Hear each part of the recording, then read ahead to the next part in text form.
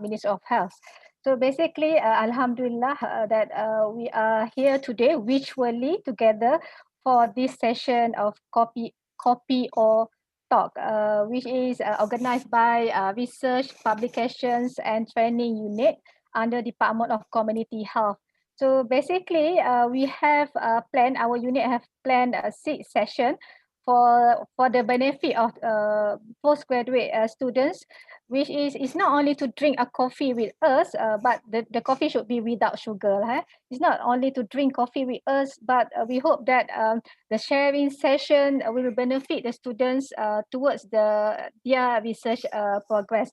So we hope that it will give some motivations to the students in view of related to the research. So today is our first sessions of Kopi O Talk, and I hope that you are ready with your drinks, coffee. And let me introduce our speaker for today. It's a great pleasure for us that we have Dr. Hirman Ismail despite very busy and tight schedule of COVID-19, because Dr. Ismail is basically our PhD alumni, and he is graduated in 2019.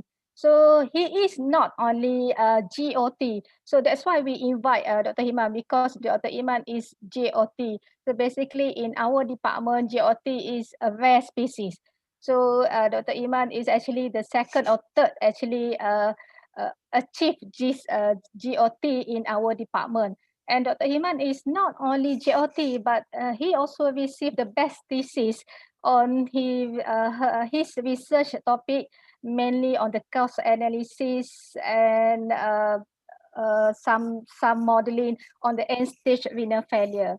So let's get some tips from Dr. Hirman, how he managed not only to get the GOT, but also to come up with a good research, with a good topic, with a best thesis that has been evaluated by both the examiner internal and external. For the information, for the student information, for you to get the best thesis is basically it must be excellent result from both of the examiner.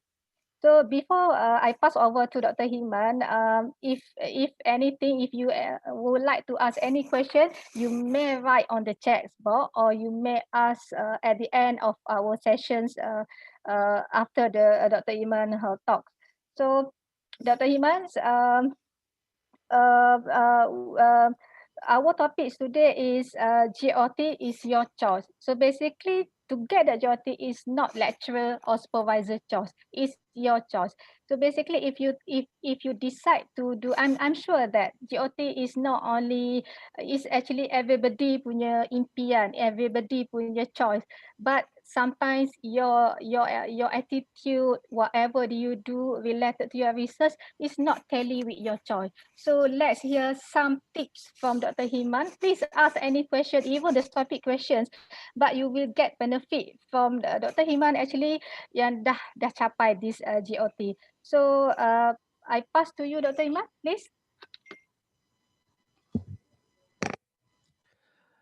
Okay, let me share my slide first.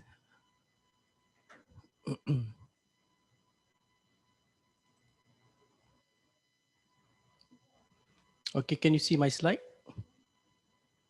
Secretariat? Yes, yes, Okay. yes.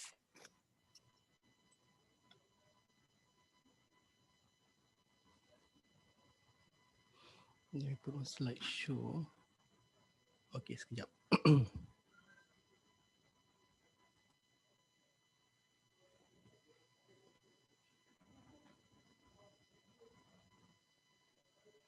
Okay. Yeah, Assalamualaikum warahmatullahi wabarakatuh, and a very good afternoon to Yang Bahagia Professor Dr. Azma and everyone present in this Kopi O Talk. So I'm actually very delighted to be here, but I prefer actually to see you guys, students face to face. Okay, I think that would be the best thing to do to deliver this talk. But unfortunately, we are in a situation, circumstances where we are not, we do not have that privilege. So I think this is the best we can do. But I guess what I will be talking today, I suppose there are lots of, I mean, some international student today, so I have to speak predominantly in English, but probably I will use bahasa campur-campur sikit lah. Okay, so if forgive me if I'm if international student, if you don't understand certain things, please put down it on in the chat, and I will try to clarify later on. So well, probably it's a bit dry topic, and at the same time, I just want to say that this is not an um, academic talk. You see, it's not academic lecture.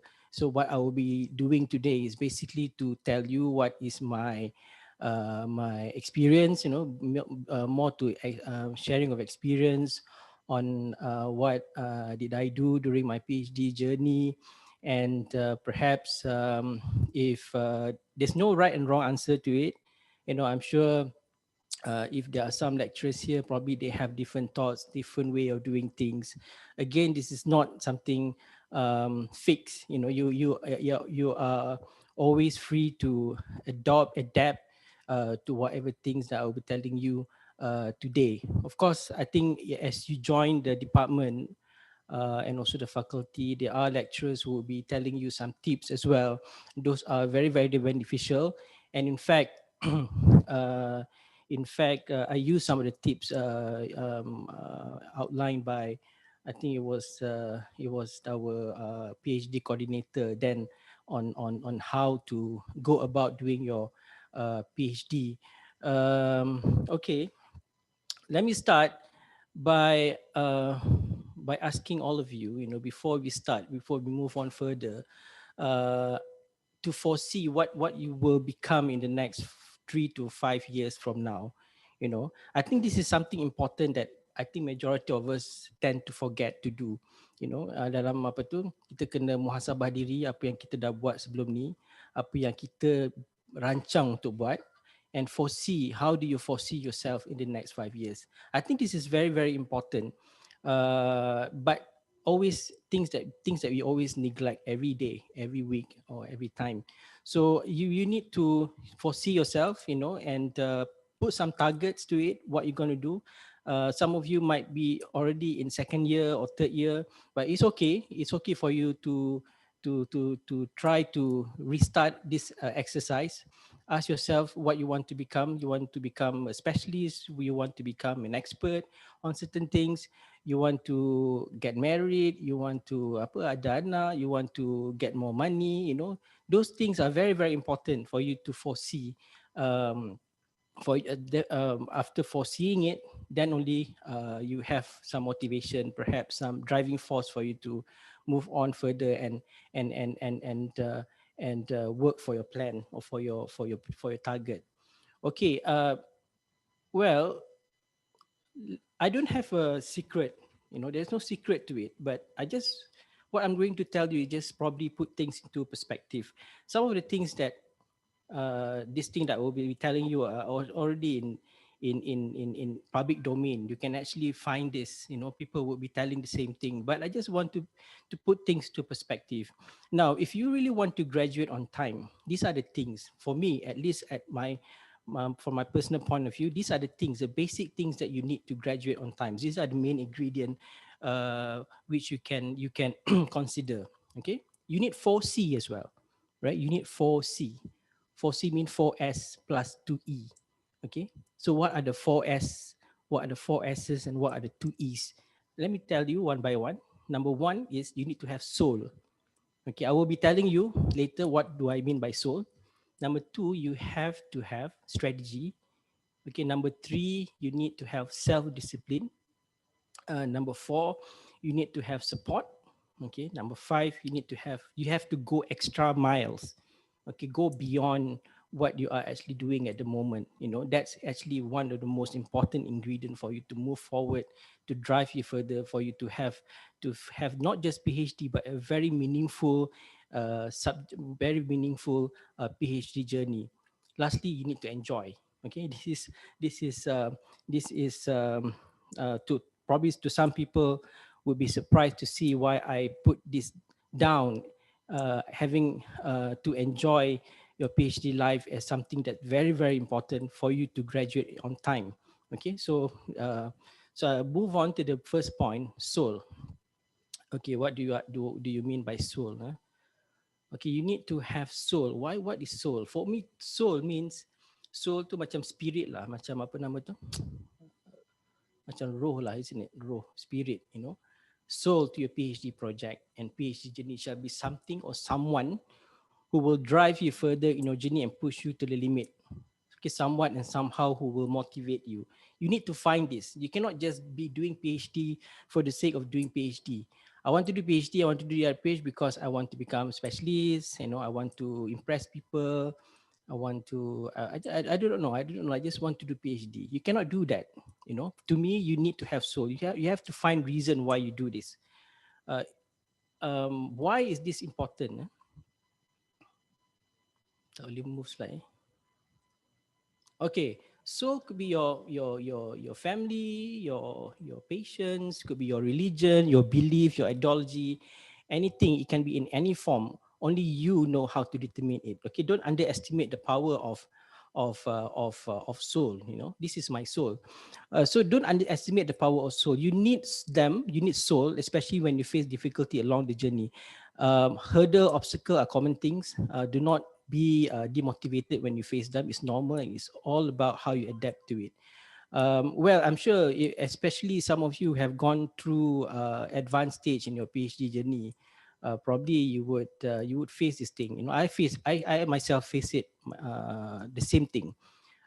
During, you know, in the middle of your journey or PhD, you feel like empty. You know, you feel so lonely, keseorangan, tak tahu nak buat apa. Sometimes you feel frustrated, disappointed about yourself, about your supervisor, about everything, about your your faculty, about everything. You will face this. This is something normal. If you ask majority of PhD student, majority of the RPH student, they have this some degree of such experience. You know, they feel down, they feel want to quit. Something that is common things to feel, a common feeling, and the soul will keep you going regardless, you know. So therefore, if you do not have soul, you will be easily give up, senang menyerah kalah, you know. In the middle you will feel sometimes kan, kita punya data tak betul kan, tiba-tiba after 2 years then only your supervisor said you punya research salah, you punya ni salah, itu salah, banyak salah, you know. And then you counter check with your colleagues, you with your partners in other university pun cakap this is not correct. You will face this kind of problem, you know. It's a common problem, and I think most of us, many of us will feel down and will feel like quitting. So if you have soul, okay, you will keep remembering your soul, you keep seeing them. Of course, if this is my soul, I see them every day. They will keep me moving. Okay, they will keep you moving. You know, please find your soul. Anything, your patient girl, you know, you had some experience, like for example, you you saw a patient died or something, and then probably that's motivate you to do this research on, I don't know, on TB ke, on HIV ke. So use those kind of incidences, those kind of experience, noble intention to keep you moving, you know. Soul ni dalam kalau apa tu, kita orang Islam orang cakap niat lah, kena ada niat yang betul. Kalau niat tak betul, then probably would be would be difficult for us to move on. Okay, so now that's about soul. Strategy number 2 is strategy. Strategy is very very important. I will spend a bit more time on strategy. Strategy is very very important. You need to have strategy. And what is strategy? Strategy refers to a well-defined, objective, firm tactical moves. Okay, you need to have this. You need to move. Need to have your move, and your move have to be well-defined, objective, and firm. Okay. Um, you need to ask yourself before you design, before you construct your strategy. You need to ask yourself, okay, what to do, how to do, when to do, and who to do. Okay, what to do, what research you want to do. Okay, I want to do something about TB. Yelah, TB banyak benda. TB nak buat pasal apa? Or you want to do about prevention, screening, or is it want to do about treatment? You want to do about promotion?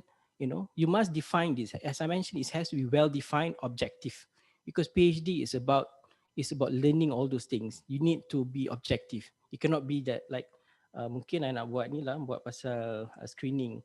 Tapi apart from screening, treatment also important. You know, you cannot do that. You know, you have to be well defined, objective, firm, and tactical. And then this has to be sorted out. If you really want to graduate on time, okay, if you really want to graduate on time, please sort this out within first 2 months of your PhD journey. You know, 2 months is actually a long time because why? Because PhD is a very flexible ni lah, flexible academic program. You know, you don't have if DRPH I'm not probably ada some scheduling, but for PhD probably you have a bit more time, flexible time for you to think about it. You know, at least, you know, even DRPH you can do this within first 2 months. You need to sort this thing. You know, you need to be very objective. No more. Of course, probably before your PhD, probably you tak sure lah, you nak buat apa, you nak buat tu, you nak buat ni ke.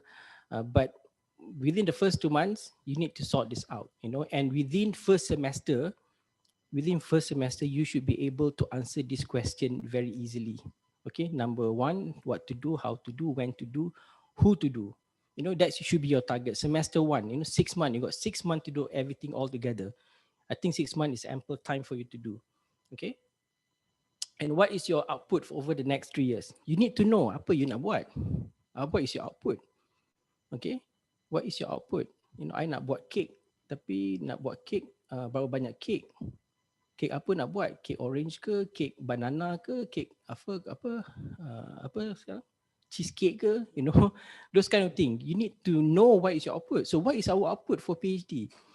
I hope that if I manage to, you know, face to face you guys, I hope if I ask young student yang second year probably can answer this question very easily lah. What is your output over the next? What is the output for the next 3 years? Of course, this output will be differ from UKM, probably different, UM different, USM probably different. For UKM, what you need to do, of course, pertama you need to do your research lah, kan?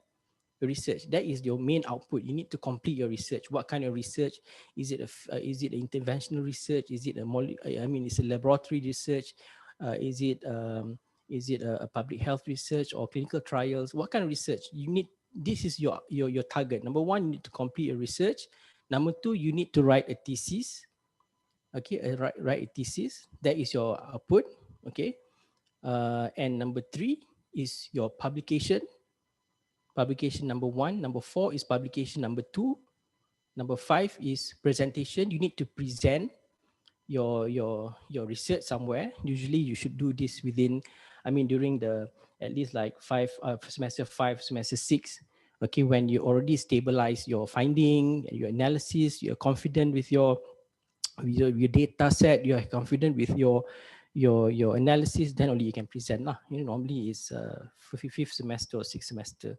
And number six is viva lah, the final one. Okay, these are the things. These are your targets.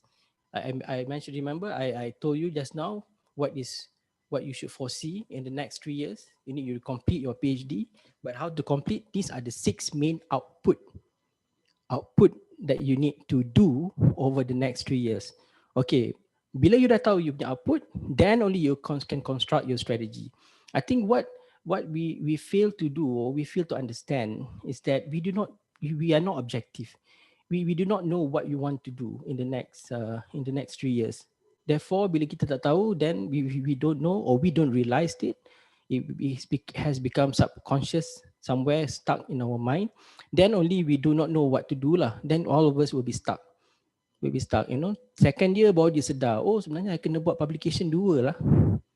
Oh sebenarnya dah tukar, probably dah tukar, sekarang mungkin 3. I'm not sure sekarang berapa banyak publication you kena buat, but normally it's 2. Okay, some people just realize that, you know, they forget. They forget their target. You cannot forget target. These are your output. These are your target that you need to achieve, at least for UKM punya graduates, for PhD. Now, okay, what to do? Define your scope.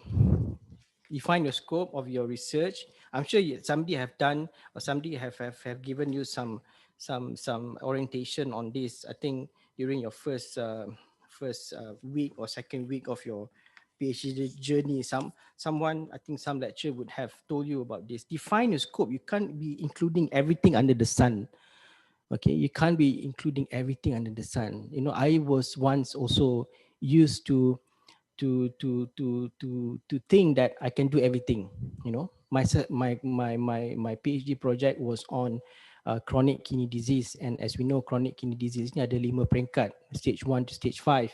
I was thinking of doing from stage 1 to stage 5, but when I when I relook at my the magnitude of the problem, the whole scenario of the problem, I think I should only concentrate on stage 4 and 5, patient requiring dialysis and all that. You know, I cannot go beyond 1 to 3, otherwise I won't be finishing my PhD within three years.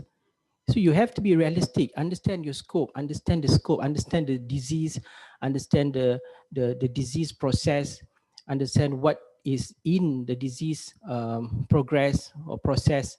Then you know how to define the scope. You know, you can't be including everything under the sun. And how you want to determine this? How you want to determine this? Okay, how you want to determine? All start with problem statement. Okay, if you want to do PhD, if you want to define a scope, you need to know what is your problem statement, what you're trying to solve, what is the issue, apa issue dia. Okay, what is the issue? I want to do on TB, yalah, or you want to do on TB, apa issue dia? Yeah, research question is very very important. What you want to do? Sometimes kita tak tahu. I think ramai orang tak aware of this. They do not know what to solve. They just, like I said, they just want to do PhD. You cannot. You have to find your problem statement. Okay, you want to do TB. Apa problem TB? Okay, what is the problem? Okay, and when you have defined your problem statement, then only comes the aim and objective and all that. It will come after that.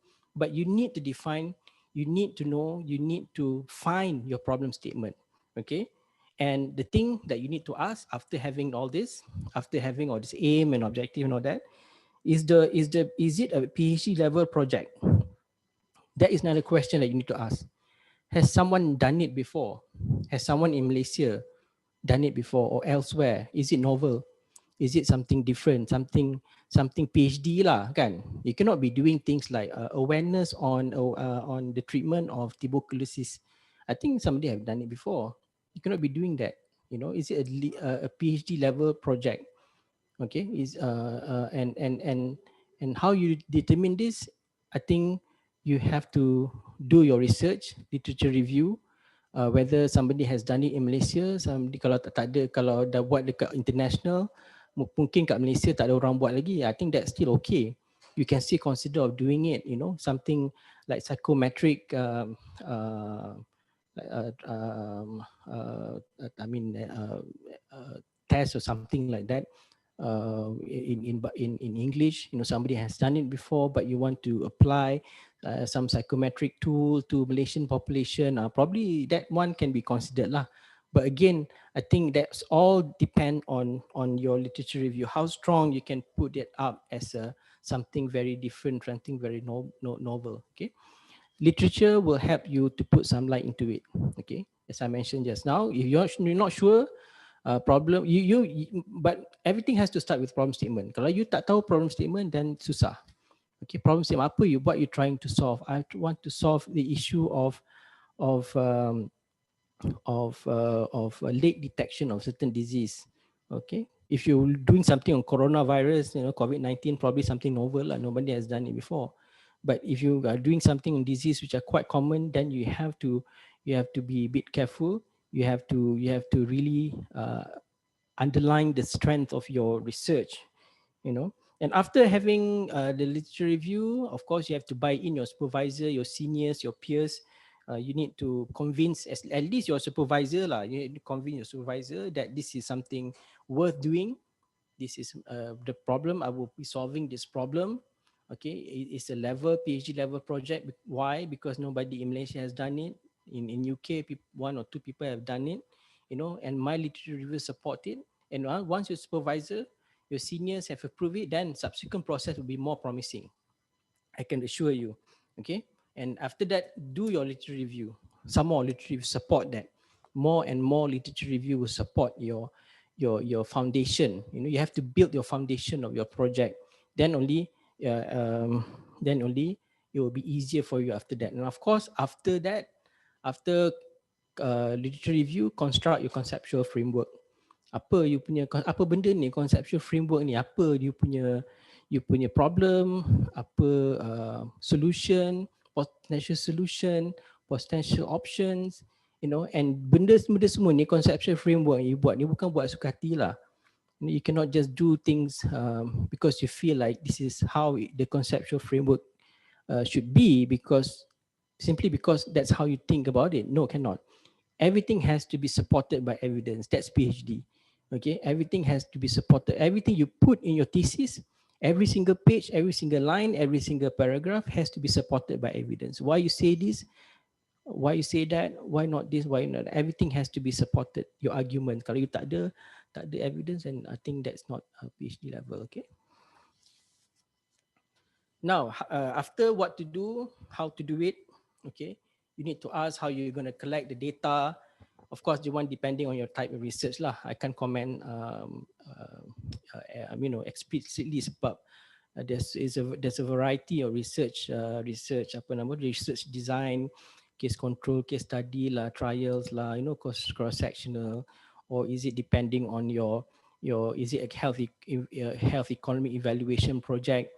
If it's health economic evaluation, like my project, whether is it a partial economic evaluation, or is it a complete economic evaluation? Is it cost benefit analysis? Is it cost utility or cost effectiveness? Everything, as I mentioned just now, this principle still applies. You need to define all this. You have to be well defined, objective, and you have to be very firm about your foundation. Okay, data entry macam mana nak buat, data cleaning, you have to plan this. Data analysis, you must not, when you only after you collect data, then you think about how to do data analysis. Cannot. It must be planned from the beginning, during your proposal punya level. And proposal pun you dah tahu apa analysis you nak buat, whether it's simple chi-square, apa nama tu, t-test ke apa ke, logistic regression, multiple regression, what analysis. Is it modeling? What kind of modeling? Markov modeling ke, decision tree, Monte Carlo, or things like that. You have to, of course, you have to have knowledge lah. You have to have knowledge about this. There's so many type of modeling, time series modeling. What kind of is it a RIMA? Is it smoothing, exponential smoothing, modeling? Those kind of things. You need to predetermine awal-awal. Jangan sampai dah collect data esok baru nak fikir nak analisis apa. The problem is kalau you tak determine betul-betul, you will find that some data missing. Okay, some data missing. Oh, I should have collected this. I should have collected that. Takkanlah you dah sampai semester 4, you nak jump balik nak collect lagi data. Okay, you cannot do this. If you want, it depends on your problem statement, depends on your hypothesis, then you determine apa analysis you nak buat. Okay. So when to do, okay, you have to determine this. Now you know your output. Apa your output tadi? You punya output tadi adalah you punya research, you punya thesis, publication kena ada 2, you kena buat beberapa presentation, and then you have to do your viva. Okay, now after knowing your output, after knowing your project, research, your process work, siapa nak collect data and all that, you should then determine your timetable schedule. How many years you have? 3 years. 3 years tu berapa bulan? 36 bulan kan? Satu semester 6 bulan. Sebenarnya tak lama sebenarnya. 6 bulan tu satu semester. 6 months for one semester. It's not long. So you have to really design your scheduling very carefully. But before you design, you need to know apa isi timeline you. So those are the things that I mentioned just now. Be realistic. Okay, the same principle applies. You need the well-defined process, objective and firm direction. Be realistic. You can't be doing too many things at a time. Okay, ada orang second semester pun nak collect data, time tu lah nak buat presentation, time tu lah nak nak buat publication. You can do that if you got time lah. But for me, I got no time. You know, second semester you dah sibuk nak buat public. I mean, if you can lah. You know, it depends. As I mentioned, there's no right and wrong, but you can do it. But to me, second semester still early to buat presentation. So I have to stable my research first. Be realistic. You know, I knew that I couldn't do any presentation during second semester. So you can't be doing too many things at a time.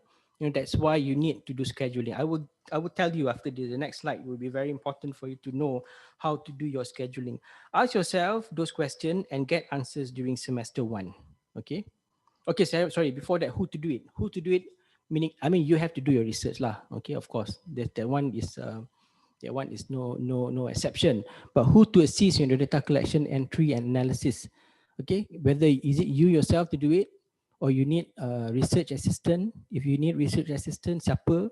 Who to pay your research assistant? Do you need a education research grant? So you have to predetermine this early, because some data I think are impossible for you to collect alone lah. Okay, especially if it's involved like patient data. You probably need your staff dekat klinik kesihatan, dekat hospital, dekat OT, dekat ICU to do the data collection on your behalf. Sometimes I don't think some research impossible for you yourself kena tengok semua satu-satu. You need to work smart. You need to work smart. You need to mobilize all resources that you have. But of course, certain things probably put cost to it lah. Right? It's research assistant. You don't want to engage research assistant. You have to pay them, and you have to plan for education or apa nama tu, research grant. And all these questions I mentioned to you just now, and of course another one is who to teach you. For me, I did modeling. Okay, I did modeling, Markov modeling, and I wasn't that good during early part of the PhD journey. I didn't know many things. I was a bit stuck. And nobody really understand about Markov modeling application, especially from medical perspective or health perspective. So what I did was I selected mathematical lecturer as my co-supervisor. So I actually engaged with her quite frequently, discuss with her whether this is applicable, this is feasible, this is okay or not okay to be done, and then to show her my analysis, to have some verification whether my understanding, more importantly is because there's no lecture during PhD, and the PhD project is very diverse, and you might be doing other things, I might be doing other things, so there's no standard class to it. So so we need to get somebody to teach us lah. But for me, micro modeling, I'm not that familiar. So even that lecturer in the she had experience doing macro modeling a lot on other sector, not health sector. She did a lot on manufacturing, on the business side, financial side. But macro modeling from health perspective ni like apa tu, tak ramai lah orang. So I had to engage with her to somehow indirectly teach me, and verify my understanding. That is the most important thing. You cannot be expecting her to teach me. So what I did was I read about this macro modeling, about time series modeling, and I just verify my understanding, whether what I understood was correct or was wrong, something like that. So who to teach you, and all these questions you need to ask yourself. You need to get answers. Semester 1, 6 months, you got just 6 months. I think you got ample time, 6 months. You make sure you have answers to all these questions. Okay, next is I'm going to tell you. Okay, just now I've mentioned this is very important. I've told you about your output tadi kan. These are some of the outputs that you need to achieve over the next 6 semester if you want to graduate on time. Okay, these are the things that you need to do for each semester. This is the minimal requirement. Based on minimal requirement, 2 publication only lah. Okay, but if you are targeting more, of course you can. You're free to do so. You're welcome to do so. But again, you have to analyze your apa nama tu, whether you mampu ke tak mampu, whether you can afford, you have the capability of doing it. But as I mentioned, this timeline was designed to make sure that we are all realistic in our work process during PhD.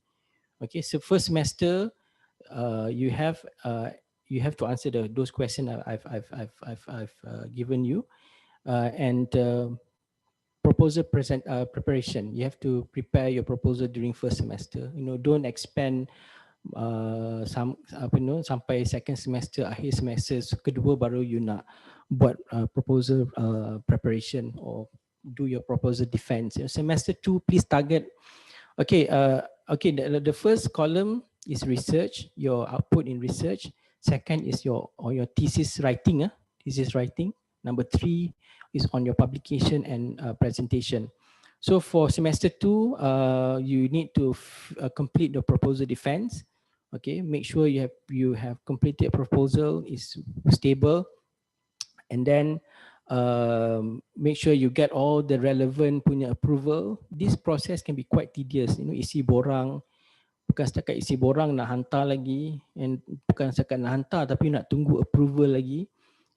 This approval take time, because you will be submitting this to UKM Research Ethics, to PPUKM Research Committee, to the NMRR under the NIH, and also if need be, if, as I mentioned just now, if you need research assistant, all that, you need to have research grant, and you have to apply research grant. I applied research grant.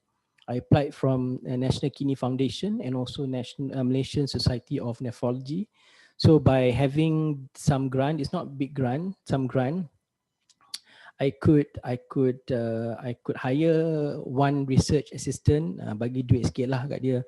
Dia medical student waiting for posting houseman, and at the same time, I use that money to buy this software for macro modeling 3H.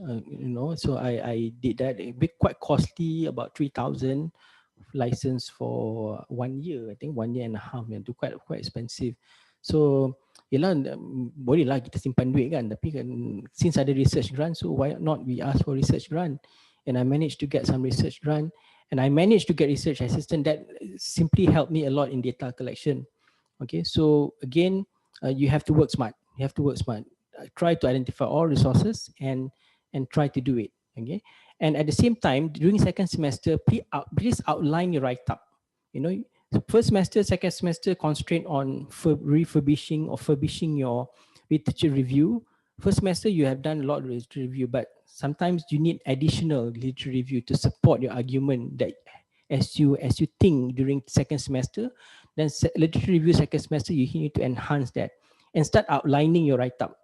You can outline you punya table of content tu, you dah siap-siap dah. Second semester you dah siap-siap supaya you tahu apa you nak tulis, so that you know after you construct your table of content during second semester, then you basically need to fill in the blanks saja.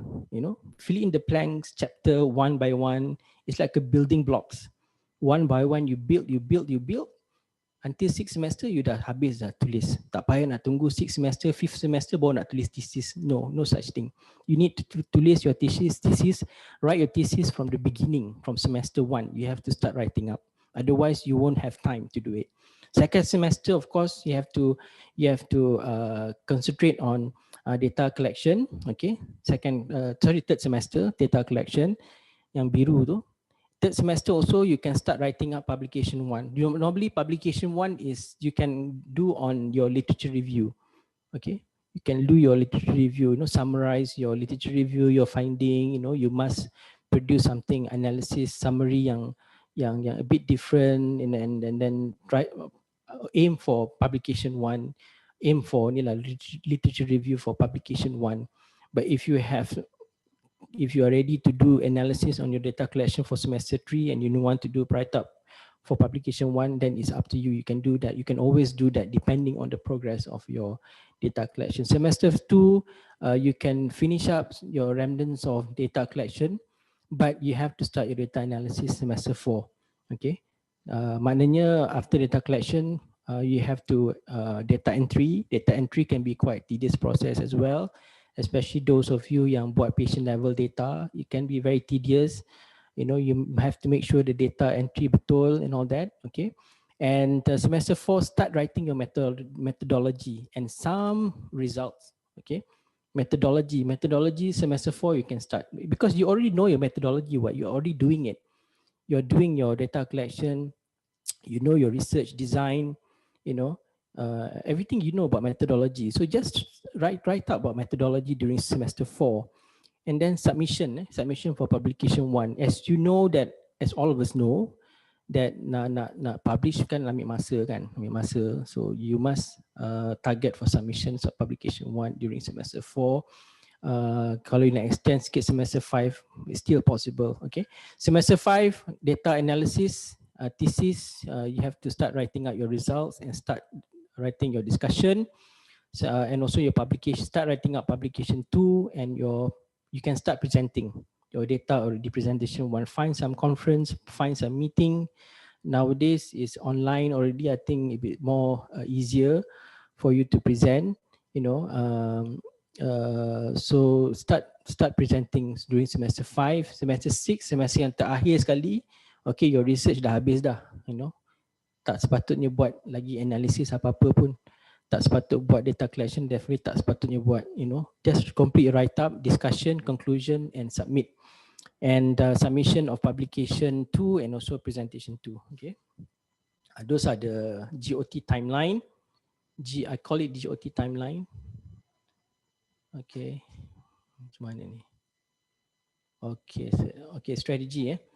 Okay, as I mentioned, start outline your thesis write up from the beginning. Predetermine your main headings, subheadings. Okay, create building blocks. Okay, as you write your subheading, you start writing up based on your subheadings, you know. And format your thesis according to Gaya UKM from the beginning. Okay, go to classes, workshop on Gaya UKM at Bangi. And I think I gone through this. Bangi, it was just 1 day, half a day punya program. It was very useful. I didn't do my masters at UKM, so I'm not familiar with Gaya UKM lah. So those yang buat master in UKM probably familiar dengan Gaya UKM lah. So it was very helpful. You know, I like the IT officer who gave the lecture. So it was very helpful. And even after the lecture also, I wrote some emails, he replied. It was very good. And as I mentioned, as you write your subheadings for your table of content, you can start already using Gaya UKM. Okay, don't waste your time. Use the format from the beginning. Formatting is a very tedious process and can be a great headache to all of us, to all of you, to me especially, you know. So once you have learned about it, about the Gaya UKM, then everything will be easy subsequent to that. Don't wait until you complete your write up and do the formatting. Never do this. Okay. Okay, this is the outline of my thesis lah. Okay, the title of my thesis is on economic modeling. What basically I did was I did analyze the current expenditure from the perspective of the public sector on renal replacement therapy, in particular, and for end-stage renal failure, in particular hemodialysis, peritoneal dialysis, and also renal transplantation. So I basically did that analysis, and then I did projection based on Markov modeling. What would be the future costs to the government over the next 10 years or something like that. Okay, so those are the outline of the chapters. So I've started doing the outline during semester 2 itself. Bukan tunggu sampai habis dah semester 4 baru nak buat outline, baru nak buat formatting. Okay, don't do that. You should start doing this from the beginning, because you know your research, you control your research, you know what to write, you know everything about your research. Not your supervisor. Your supervisor tak tahu pun benda-benda yang detail-detail ni. Only you know your research. So you know what to write. You know what the headings like, what are the subheadings. So start doing this, and then start writing one by one. Buat sikit-sikit, lama-lama jadi bukit. sikit tulis, you know. For example, I did a comparison on few countries. If you can see on the right tu, you know, I didn't write all this in one go. You know, sikit-sikit. Hari ni buat satu, besok buat satu, lama-lama habis lah. You know, you don't wait until the end, then only you write. You know, you write one by one, and then this is another chapters on the on the results, you know, on the discussion. You after you start analysis, then you know already what to discuss because you dah tahu dah. You dah buat data entry, you did your data analysis, you dah tahu apa you nak cerita. So bila you tahu nak cerita, then you outline your discussion already from the beginning. Okay, from the beginning you started building one by one. Okay. Okay, number 3 points is self-discipline. Okay, self-discipline is very, very crucial. Okay. And after having strategy, you must make sure that you follow your strategy. Okay, you yourself determine the journey. The proposal came from you. You have full control of the project. You determine your own timeline. Everything you determine. Okay, it's not your supervisor. You know, don't ever blame your supervisor because the supervisor, the faculty, the department, basically, I believe most of them will just let you determine what you want to do. Okay, their role is basically to to not really to approve pun. They just really to guide you whether this is PhD level, this is not PhD level, whether this is should be done in different way, different perspective, you know. But you yourself accountable to your proposal. To everything comes from you. Timeline also comes from you. So don't blame people if you don't manage to complete according to the timeline because you determine the time. Adhere to your timeline. Keep reminding yourself every day, every week, what is your expected output for the semester? You know, what is your expected output for the semester? I've already outlined to you in the last in the previous table, kan? So that is your expected output. You might have different output expectation. You can always adjust your timetable that I've given just now, you know. But the bottom line is you yourself determine how far you have achieved. Stay focused and not to burden yourself with too many things within certain period of time. So, as I mentioned, macam you tengok tadi timeline tadi sikit-sikit, lama-lama jadi bukit. You build one by one, chapter by chapter. You know, don't jumble up everything you want to do everything together.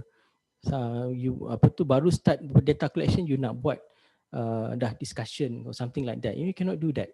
You know, just take it slow, steady. That's why strategy is very important. It's about self-discipline. No one will have time to discipline you.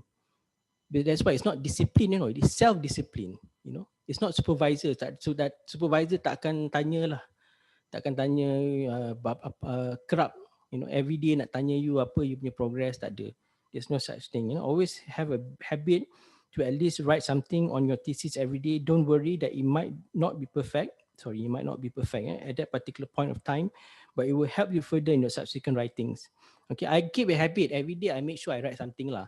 Satu paragraph pun tak apa. Satu paragraph pun tak apa. That's my habit to make sure that I keep up to date, and then I manage to write something so that I will build the chapter one by one. Okay, keep creating and perfecting the building blocks. Example, the headings and also chapters that you yourself have determined. Okay. Now the next point is support. You need to find a support. You need to find a support because, as I mentioned to you, PhD journey is not about academic. It's many things that non-academic element that are equally important for you to handle. Okay, your supervisor is very important. Okay, also your co-supervisor. Update them regularly, but not too regular. Okay, regularly but not too regular. Jangan pula every day you message her, you know, I message your supervisor, I dah buat ni, I dah buat tu. You know, I dah buat analysis ni. No need every day. You know, you update them regularly and probably have a mutual agreement with your supervisor. You know, how far, how frequent should I update you? Every week, every month. Macam last time I'm with my supervisor pun, I update him at least once a month. Tu pun tak payah jumpa, no need to see him. Just text him, WhatsApp, and I just once in a while, probably every 2 months, I will see him and update him the progress. Okay, and never expect your supervisor to check and approve everything that you do. They are not there to approve. They're not there to say that, oh, analysis ni betul, analysis ni tak betul. No, they got many things to do. You yourself accountable to your work. If concept and analysis are wrong, supervisor is not the one accountable. It's you yourself accountable. The role of the supervisor is to basically guide you, not to give you approval to anything, to everything. You must have your own reasonings to everything. You're PhD level already. What? It's not masters, it's not undergraduate. You yourself accountable. Don't blame your supervisor. Your own reasoning. Kalau you supervisor kata tak betul, and then you feel that there's some truth to it, then you defend. You must have your reasoning. Probably your supervisor and the rest of your senior would agree to you. Okay. Identify your support system. Okay, it could be your peers, counter check. Your peers is very important. Your apa tu, your colleagues yang buat PhD sekali, yang buat DRPH sekali. DRPH, I know you probably meet quite frequent compared to PhD student, but whenever you meet, does communicate, counter check your flow of thoughts, your argument, your data reliability, your analysis. Please check this. Don't underestimate the importance of this, because as you know that nobody will apa nama tu, will check for you, will approve. Your supervisor won't do that. So don't afraid to be criticized. It's good, and it's a good and productive exercise to check, have a check and balance mechanism to track where you are, where you should be. Your family, of course, personal support, comfort. Never neglect their roles. If they are, because especially if they are, yeah, they are your driving force. Stress and anxieties is important to treat and shall be managed accordingly. Your family will may help to do this, because stress will always be there. Okay, nampak orang PhD ni tak ada diam, lonely, buat kerja sendiri. Tapi the level comes in different form. Okay, in different form compared to now. Macam sekarang ni we are all working, CPRC managing the pandemic. We are all rushing here and there trying to solve this problem, strategize hospital and all that, buying equipments. It's a moving, lots of movement involved. But for a PhD, you will sit there je. You can't see really the stress, but in the fact is they are stressed, they are stressful. Okay, extra miles is also important component in your PhD. Second last point, in your PhD journey, do something different to re-emphasize your interest in your professional work, because you have to add meaning to your PhD work. Okay, you cannot be doing things alone. You cannot be doing things without counter check, without putting things into practice. Practice, because myself, I like to address issues related to chronic kidney disease, transplantation, and things like that. So I make sure I I I join people who are within the same fraternity. So it could be in volunteer work. You got you got some time lah. Do some volunteer work. If you addressing TB, go and find some NGO, pergi orang asli ke, pergi pendalaman, tengok macam mana. COVID tak tahulah macam mana kan. And look at, even though it's not directly related to your current project, but just to keep you updated, to keep you moving in your journey. Because once you need this booster, and this is so called booster. Once you call booster, then you bagi booster dose kan, it will keep you moving further. Okay, community work, professional engagement, forum, seminar, debate, communicate with them, so that you won't feel lonely. Because lonely is a serious problem PhD. You feel very lonely sometimes. Tak tahu betul ke buat ni. After some time rasa tak betul lah ni buat ni. Macam mana nak macam nak tahu betul tak betul. This is the forum, this is the way you do things. I rasa benda tak penting lah sebenarnya. Apa tu buat benda ni.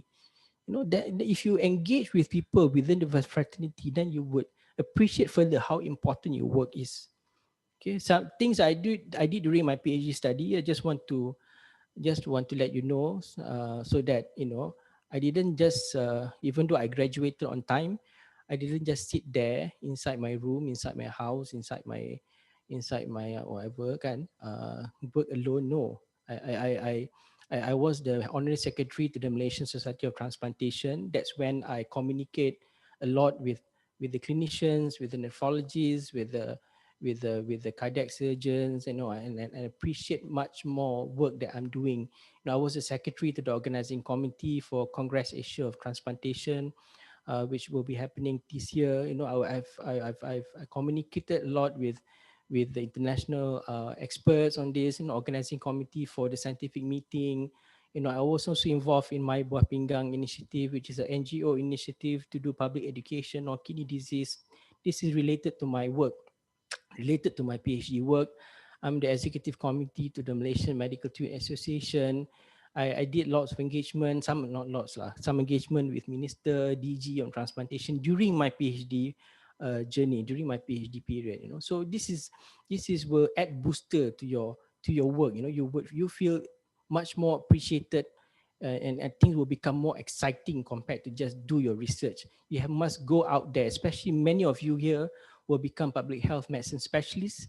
You need to do all these things. You need to do all these things. It's a must thing for you. You cannot just do things, sit down and do your work alone. You must engage with the fraternity. You must engage with your with the community, with the patients, with the general public and things like that. Okay, those are some pictures. Those are my colleagues and friends in the Malaysian Society of Transplantation, headed by Dr. Ghazali, a senior nephrologist, used to be the head of nephrology in the KKM. I did some forum on social media, engagement. Those are things happening during my PhD time. So I didn't just sit down, do research, but I do engage with outside people.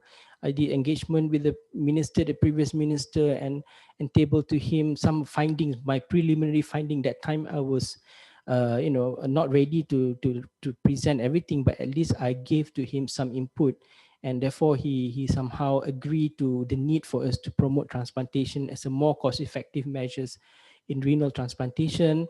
I do lots of community empowerment work, like public education on kidney and transplantation. I did engage with international expert, that was Professor Richard Allen, senior nephrologist from Australia. He came down to HKL, and we did talk about few things on kidney disease, on renal transplantation and organ donation initiative. So those are the things that I did. And lastly is you should enjoy. Okay, enjoy is a very important component. No, never neglect this. As I mentioned, even though I graduated on time, I didn't neglect the fact that I need to enjoy my life. PhD is not a time for you to become stiff. It's not a time for you to, it is not only time for you to improve yourself in academic skills, but also time for you to improve yourself as a whole, as a person. Take the opportunity to enjoy the flexibility. Please, especially those doing PhD, you can, even though you're busy doing your research, you're be busy doing your professional work, but you have some flexibility. So take some opportunity to enjoy, have a good time management, spend time with your loved one, with your friends, but they're definitely not overdoing it lah. Kan, every week pergi holiday tak boleh lah kan. Walaupun you tak ada jadual, tak ada lecture, don't do that lah. Kan, every once in a while, plan your time, and get this as an opportunity for you to reward yourself lah. After, like, I remember the milestone I gave you, the timeline. After you finish timeline, I reward yourself with holiday ke, go makan-makan, so those are the things I did. Tengok bola, we beat Indonesia last time, so it was very fantastic moment for us. So we did some marathon. I reproduced. I got my second child during my PhD time. So I went holiday, and of course my family. All right, so I'm going to share with you some pictures that during a PhD time, yang sebelah kiri tu was when I did my PhD proposal defense. Was Prof Halim there and Prof Rizal. We presented my proposal, And then the picture on the right too was when I did my data collection. I went to see a senior official at JPA, and also senior official. There was Dato' Jagjit, was the SUB Kewangan last time. So I collected data. He was very helpful. They were all very helpful JPA people. And that's when I presented my Viva, I didn't expect I would be getting cemerlang. So for both examiners, so kalau tak percaya tu kat situ dia tulis kat situ cemerlang. And then yeah, so those are how the situation looks like when you do your Viva. Just anticipate that kind of environment. So it's definitely not something that is very difficult. It's not easy to describe the feelings, Even pergi kedai printing pun, I ambil gambar juga, gambar thesis tu dah siap, It's such a nice feeling for you to see the thesis all ready to be submitted. Yeah, you can't describe this feeling, It's very nice feeling, and I hope all of you would be able to enjoy this feeling. Nothing is something that difficult to describe. So I spend, nasib baik dia tak koyakkan thesis tu. So so I really enjoy this moment. And these are my publication. I published in Kini International Report, and one of publication, and this is the outcome. The summary. I also promoted this finding on the newspapers. I get some newspapers to highlight this together with Dr. Zaki, who is the director for National Kidney Foundation. So you must use some other people who are prominent to promote the research. This is part of research communication. Is very important to promote the finding. So if you, kalau saya yang cerita kat press memang tak keluar lah. So you must collaborate with National Kidney Foundation director, and then that's how we get things published. Find your ways, and this was also quoted. The study was also quoted in Code Blue magazine, online magazine. I'm sure you know the Code Blue, controversial sometimes, but however, this is the social media posting that I did. I gave my finding to DG, and he kind of liked the findings, so he shared the findings of my research. So this is how you promote your research, and also promote through the My Buah Pinggang Facebook. We did a Facebook Live, engage with the public, and I did a bit of a briefing on the finding of the study, and also I also had engagement with the previous ministers when they were doing the budget engagement, for the national budget, together with YB Guan Eng. So we presented this, and they somehow agreed to the fact that we need to promote kidney transplantation. And I did my presentation, and I won best poster for the Markov modeling findings, and also at the National Malaysian Kidney, Malaysian Society of Nephrology Congress, together with AKI Congress. So I won the certificate award as well, right? And this is again the nice feeling that I hope that all of you will one day feel as well. The ones you wear the baju to the robe. I think something difficult to describe, especially when your name was printed there as thesis Cemerlang. So on the program book, so it's a nice feeling. And yeah, again, these are my soul. So I hope that all of you will be able to have the same photo session like this, okay, one day. And yeah, as I mentioned, please find your soul.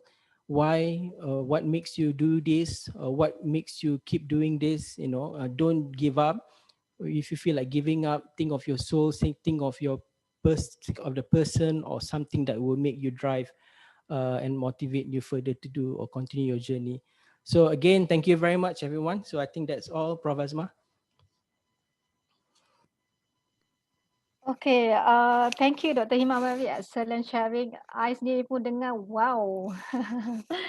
Dr. Hirman, you have done a lot actually during your PhD journey. It's not only that for your I mean your time focusing on your research, but you also do some volunteer part and sharing whatever that your findings. So it's Q&A sessions now. There is some questions from the chat board. You may ask from the chat board, or you may unmute your mic and can ask directly. But please let me read first from the chat box.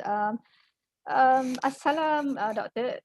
Just to know your opinion, which one are more better? Is it full time or PJJ? I think PJJ is a part time. Which one that you think is better, Dr. Himan? Well, I think there's no right or wrong answer again to this, but it depends on you. It depends on you, you know. And I'm not saying that part time is not good, but if you, again, it's about time management. If you can plan your time, go ahead. You can do your PhD as a part time project, you know, rather than a full time project. And of course, you also need to know, you need the same principle applies, well defined, objective, firm strategy. You need to analyze your work. Okay, you need to analyze your work. If your work, the nature of your work, that makes you feel difficult for you to concentrate, even buat proposal pun susah, then I think better you go ahead doing your PhD full time, or else you can do it as a hybrid. You know, you do things part time first, and then during your subsequent years, you can do full time. I'm not sure whether that's still allowed in UKM, but if you can do that, also would be a good option. But again, to answer the question, it depends on the nature of your work, and also how much your bosses can tolerate, and also can have a mutual agreement with you lah. You know, some bosses they allow, you know, for example, you know, after 5 o'clock, I won't you know, I won't disturb you anymore. You know, weekend I won't disturb you, concentrate on your on your PhD project. You know, some people are laughing here, I'm not sure why, but anyway, um but it's all depends, you know, it all depends. But for me, I personally, myself, I would I enjoyed my PhD journey as a full-time student. Yeah, it's basically the difference between full time and part time. Basically, when you master as a part time, automatically you are not considered as GOT. The GOT is only for full time only. Okay, so when you are full time, you are considered to receive this GOT or not. So that's the main criteria actually for what the main difference between full time and part time. Okay, it's basically it's still technical questions. When can we call as GOT? As is it from the date of Viva or the date we submit our thesis? Dr. Himan, maybe you can explain. I know the answer, but maybe you No, can. I do not know the answer You do not actually. know. Okay. So uh, basically the GOT is basically you submitted the hard copy and with the Senate letter. Means that the GOT within 7 semester with Senate letter. If you receive the Senate letter, even though your Viva at the semester 7, but you receive the Senate letter at semester 8, automatically is not considered as GOT. So the GOT is basically whatever happened should be finished and receive the Senate letter at the 7th semester. So this is the criteria of GOT. You can some people may submit at the early of semester 7, and luckily the Viva is masa tunggu Viva tu very short, and then it can settle everything at the semester level 7. So basically Senate letter at semester 7. mm. Actually, Okay. Prof, Yeah. I submitted the thesis. Memang betul-betul ngam-ngam lah sebenarnya. You know, it's just before the deadline of the so-called the last Senate meeting. You know, just before that. But Ah. what is exciting, I mean, what is interesting for me that time was that the faculty was very Mm-hmm. helpful, was very helpful to make sure all the requirements they submitted as soon as possible, so that if you are in my position, if you in my position, Mm-hmm. if you were in my position, then I think the faculty will do their best to help with the administrative processes, to get the TC submitted to Bangi and all that. I think I have to thank the department as well for being very efficient in this. Mm-hmm. Okay, so basically, as compared to previous year and with the current years, we actually the SPS actually try to make it short duration for Viva. So basically, maybe last time you have to wait until 6 months, but this time is about 3 to 4 months. So when you have a very short waiting for your Viva, we hope that the student can achieve this JOT. Okay. Um, there's some question from Sophia. Feel demotivated if a paper you are trying to publish get multiple rejections. Do you have experience this, Dr. Himan? Yeah, I had multiple rejection as well. It's not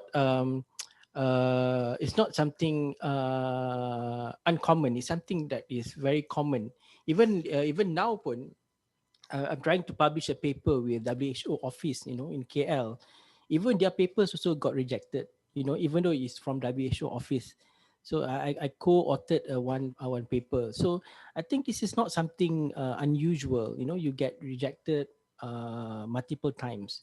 But again, what you should need to do after you have been rejected multiple times, probably you have to relook at the journals, the level of journals, what kind of journals, and tapi janganlah letak dekat journal yang apa nama tu, predator journal, jangan letak your article kat situ pula, but try to be a bit more realistic. Probably you go to Q2 punya journal, and probably modify a bit your writing, improve a bit on certain things, and never neglect the whatever the comments that the other journal have given you, because some journal they don't just reject, but they give some feedback, isn't it? So you must consider the feedback, and also the improvement notes that they suggest you to do. I think what you need to do, just keep trying, and then please consult also your lecturers, your supervisors. Probably they are in better position to advise you on what kind of journals that you need, you can have as option for you to submit your write up. Yeah. Okay. Any other questions from the floor, students? You because the chat board I rasa dah tak ada. But any students before we end? Any question before we end our sessions? Ada soalan ke? Is there any questions? How many Uh, students semua kat sini? I think dalam 50 lebih lah. Oh, quite number. And then actually some of our students, involved with some activities, so that's why they cannot join Oh, I see. Okay. these sessions. Mm. So I think because kita pun dah sebenarnya lebih waktu, so I think thank you very much, Dr. Himan. Let me summarize the point that given by Dr. Himan, and I think this is very interesting. The 4C. Okay, so the 4C is basically the copyright, Dr. Himan. Is it, Iman? No lah, anybody can use it. Use as you're happy to use it. Okay, I love to highlight that the 4C soul strategy, the self-discipline, support, extra mind, and enjoy during. Actually, you should use these tips during your PhD process. And foundation should be strong. Your research foundation should be strong, and then you must plan before begin, and then of course you have to check your criteria. Is there any criteria for publication? Is there any criteria for Viva? Because every year the committee keep changing. Like this year, actually, you need to have two paper accepted before you can go for Viva. It's totally different with Dr. Himantan. So you have to check your criteria for the Viva, criteria for graduate, because different years we have different criteria for graduation and Viva. So formatting is a very tedious process, and of course, please start using Gaya UKM from the first day actually. Okay, only you know your research. It's not your supervisor. Only you will know this your research, and your research actually started with the problem statement. So the problem statement should be clear, and you start with this. Without the problem statement, you cannot actually nak proceed kepada lain. So start with the problem statement and stay focused and not too burdened with too many things. Some students actually nak buat A, B, C, D, so not too many things. And of course, self-discipline. And last one is enjoy. Okay, enjoy, reward yourself after you achieve your milestone. But not too much enjoy lah. So I hope that by sharing these tips, the students will get benefit from the tips that given by Dr. Himan. And I think that's all from us, Dr. Himan. Thank you very much.